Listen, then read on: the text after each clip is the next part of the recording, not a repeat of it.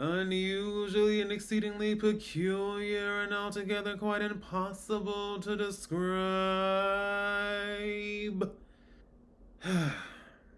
Well, that might be an accurate description for how some of you may feel about this video.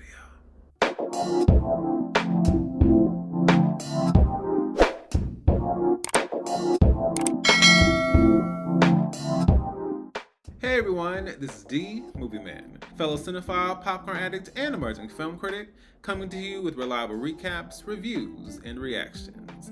And today I'm coming to you all with some thoughts, some unique thoughts perhaps, regarding the newest film, long-awaited musical adaptation of Wicked, aka Wicked Part 1. So first, if you all are seeing this video for the first time, please feel free to check out my last movie review regarding Wicked. I had the chance to see it ahead of time, and I got to attend a really fun screening with a lot of really excited and engaged people with different looks to honor the theme and so on and so forth. And honestly, getting the chance to chat with those people and to genuinely hear and see their anticipation for this film was everything. So just for that alone, check it out. But of course, my thoughts on the film and so on and so forth.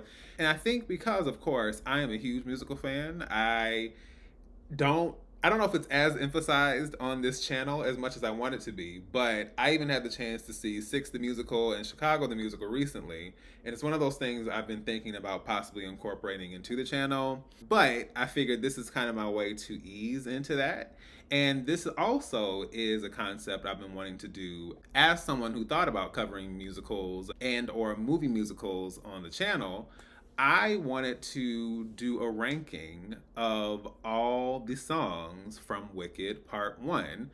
Obviously, Part 2 is going to have the other half of the songs, but as far as this particular adaptation, I wanted to really get into just my appreciation for the music and just how I rank it. And really, with the ranking, challenging myself. That's really what this is. Like, how do I really assess the differences in what makes one song better than the other? Or, and it's hard. And I want to really like delve into it from that standpoint. And as a whole, just offer and flesh out my appreciation of the music of Stephen Schwartz and his brilliance, in addition to Winnie Holzman, who created the book, of course. But yeah, this is really something. And this soundtrack, which was already so on point, I think this movie adaptation, the soundtrack, like next level.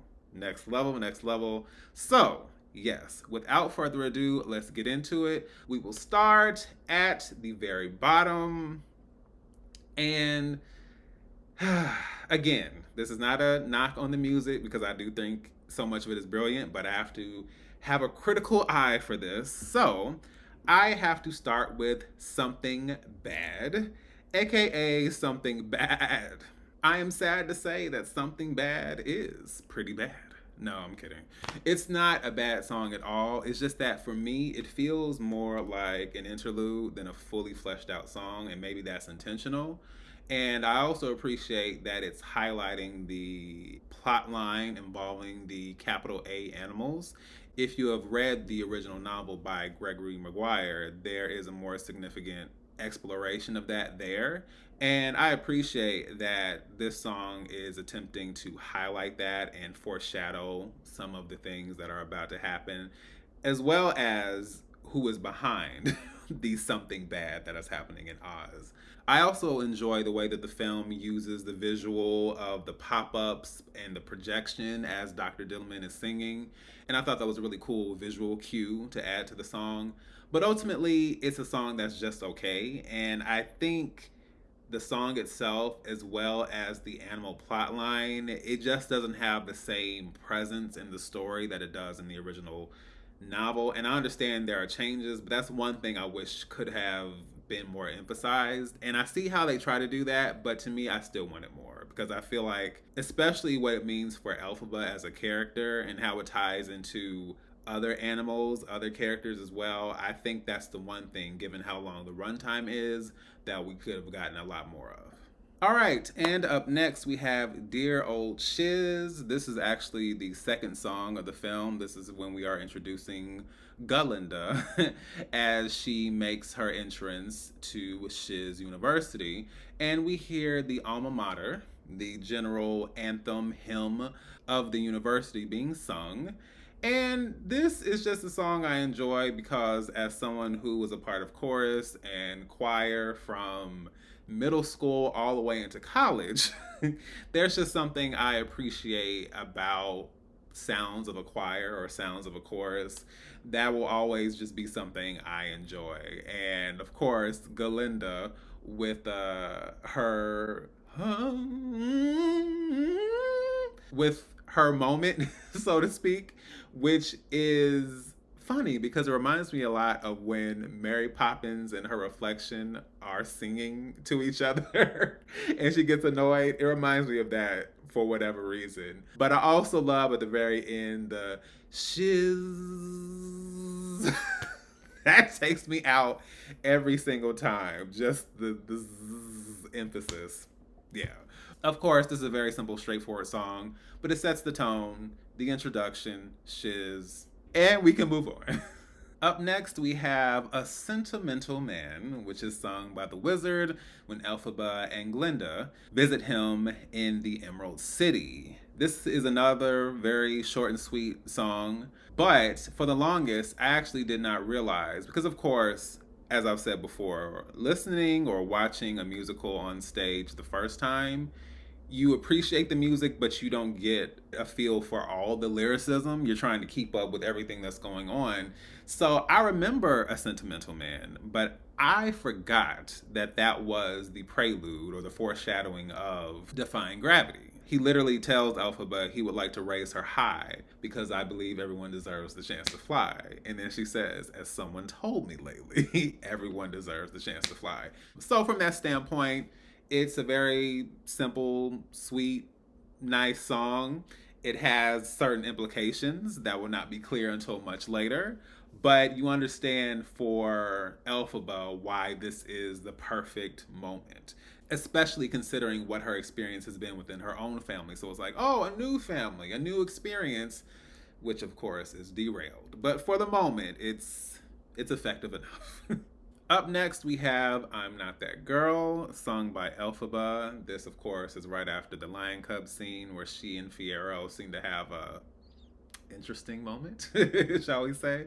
But it is when she realizes with all of this hostility, tension between the two of them, it's kind of like, I think there's something else here. And sadly, at the same time, it's about her speaking about her unworthiness. You know, unworthy to be loved, unworthy to dream that this could even be possible. And it's a very heartbreaking song. And I will say, when I saw the musical on stage, that was one that definitely stuck out to me. Even for the first time watch, I was like, oh, wow. Like, I just like the lyrics and everything. And of course, I couldn't remember every single lyric at that time, but just the sound of it, how quiet and poignant and intimate it was, it really stood out to me. And I think, of course, Cynthia Erivo, just with her runs and her riffs and just her tone, it absolutely elevates it. And not to say it's not a good song regardless, but she just gives it a little extra something. And I just really enjoyed her rendition of it. As far as the lyrics, I've always enjoyed the blithe smile, lithe limb, and for the longest, I didn't know what was being said. I'm glad I finally figured out at some point, but then we have she who is winsome wins him. I was like, I love it. I love it. I love alliteration and, you know, using the similarity of certain words like that. That's something I obviously really enjoy. But then we also have don't wish, don't start. Wishing only wounds the heart. Which, man, I understand. Just not wanting to hope for too much because it's like, I'm only going to be let down. So why even believe in this? Now, there's more to this song as we see down the road. If you've seen the stage musical, you know what I'm talking about. If not, then no. But I think Cynthia really did a great job with this, and definitely another solid song in the bunch. It's really hard to choose, so I promise you, this may sound simple and easy, but it's not. It's really, really not.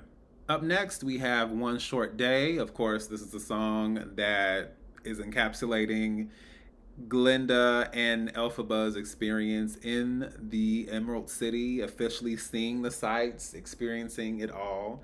And yeah, I have to say, seeing this one on stage is a different kind of experience because even the way it starts with everything kind of, shrouded, kind of dark, and when those curtains open and you just see the green and the lights and I remember the across the crowd, and that is the one thing I appreciate about seeing musicals or even plays, but seeing live productions on the stage because you could just hear the general enjoyment of the audience. And this is one that they absolutely enjoyed. It was just like, whoa.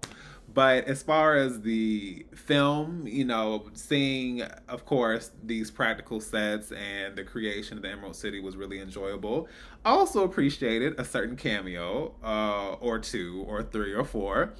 And that was really, really enjoyable. When I saw that at my screening, everybody went off, and I did too. I was like, okay, I knew it was coming, but I didn't know how. And the way that they did it, and the way that the characters in question were singing and how they decided to sing, I thought that was everything. And then the characters that they're interacting with, if you know what I'm saying, I'm trying not to give away spoilers, but I really, really enjoyed that. And even though I will say it does stretch the song out a lot, on the original album it's like maybe 3 and some change, and on this new one is 6 and some change. But considering that this is honoring some very significant people, I wasn't mad at it. One Short Day was already a song I really enjoyed and kind of was stuck in my head anyway. So this just kind of added to the enjoyment and the fun of it, but also adding and cementing a very important legacy. And I'll just leave it at that. So I have to say the next couple of songs were a little bit of a struggle because I kept going back and forth ultimately, like I said before, these are songs I would listen to regardless, but trying to really point out the things that make one stick out a little bit more is difficult. So, with that being said, up next we have The Wizard and I, a song, of course, where we see Elphaba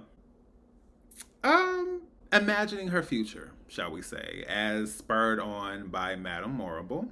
And let's just say the song as a whole definitely has a whole lot of significance in some really surprising ways. All right. I will say the one thing that kind of brings this down for me, I said it in my movie review, I am not knocking Michelle Yeoh for not being some powerhouse singer, and I don't expect her to be, but that opening for it, and maybe because I've also heard other variations of The Wizard and it just was like, It just didn't just hit my ear all wrong. And ultimately, I'm still here for Michelle Yeoh, but I just feel like that did kind of kill it a little bit for me. I was like, what is going on here? But what Cynthia does with that song, and again, I already have a general enjoyment of that song in many different variations. And some of those have very distinct riffs and runs there, and some don't. But then I love the way she just pulls so much from this particular song. And I think what's really messed up about The Wizard and I is the fact that it is a general foreshadowing of a horrible future ahead of her as the Wicked Witch of the West. And I still remember when I saw it on the stage, when Elphaba sings, "But I swear someday there'll be a celebration throughout Oz that's all to do with me," and you could hear the crowd kind of like laugh nervously because it's like, oh, like, geez, and I think in a way that's probably intended. I mean, I know that it is intended, but I think everybody was like, oh, yeah. So that was really interesting. Of course, when she says, "I'll be so happy I could melt. When people see me, they will scream." And it's just like, gosh, talk about speaking your future into existence, because yikes. And I think that makes it all the more tragic because a part of it is her trying to be redeemed. The wizard will be the one who sees me as I truly am. No father who's not proud of you, no sister that's ashamed. And all of Oz will love you. And ultimately, the first half is there, but then the second half is her speaking about how she's actually going to become the opposite. So yeah, it's a messed up song when you think about it, but well sung, well written, of course, and that is why I had to put The Wizard and I right here. Up next, we have What Is This Feeling? This is the song where Glinda, I keep having to remind myself because early at a certain point, she's Glinda, then she becomes Glinda. But it's when Glinda and Elphaba are going at it and they are emphasizing their general distaste, hatred, frustration, loathing, utter loathing for each other. And I have to say, this is another song like I faintly remembered, but not as much. And what's great for me about movie musicals is how it can reintroduce you to certain songs or change your appreciation of certain songs. And I enjoyed it, obviously. But then, of course, I've been listening to it through the soundtrack, and I'm just like, man, this is a great song. It's always like that with certain musicals. It's just like, I might like it or it might be cool initially, but then there are other ones that take precedence. And then as you go on, it's like these other ones kind of creep up on you. And What Is This Feeling is that song. Man. And it's knocked out a few really solid songs, but yeah, I enjoy it so much. If you saw the intro to this video, then you know what one of my favorite lyrics are. So I'm not going to repeat it. Unusually and exceedingly peculiar and altogether quite impossible to describe. Yes, and you're just blonde. But I also really do enjoy how the song circles around and we hear Glinda and Elphaba singing to each other, but then of course all of the students that are falling in line with Glinda, how they start singing at the same time. I believe that's called layering. There may be another word for it, but I love the fact that they're singing What Is This Feeling so sudden, and they're singing the unadulterated do do do do do do do do do. Like I love that so much. And then the songs are just kind of like crossing over, but still you can hear what they're saying, you can hear what they're saying, and it just makes the song just pop in such a significant way. And then the choreography they did for the film took it to the next level. And I also love the fact that on the soundtrack and in the movie, it ends with the scream and then the boom. I love it. I love it. This is definitely my breakthrough song. There's always a breakthrough song in every musical I watch, whether on the stage or on the big screen, and this is mine. This was the one that shocked me, came out of nowhere, but great song, is probably going to get played even more after I make this video. I would also say that I like how this song showcases Glinda's power, so to speak, as someone who is popular and really rallies the troops, so to speak. Whether it's her literally doing it or just her presence as a person, but she draws people to her. And they literally say like, oh, we're on your side, Glinda. Oh, no. And it's like she literally has a whole army of students, really, that support her and despise Elphaba for no other real reason than they look, you represent everything that is good and everything that we aspire to be. And for Elphaba, she's just this thing. Like, how do you put up with her? And I think that circles around later during Dancing Through Life and, of course, Popular, but especially with Dancing Through Life, because Glinda has a realization about what that really means and what her influence really means in that moment. So, yeah, really, really solid song.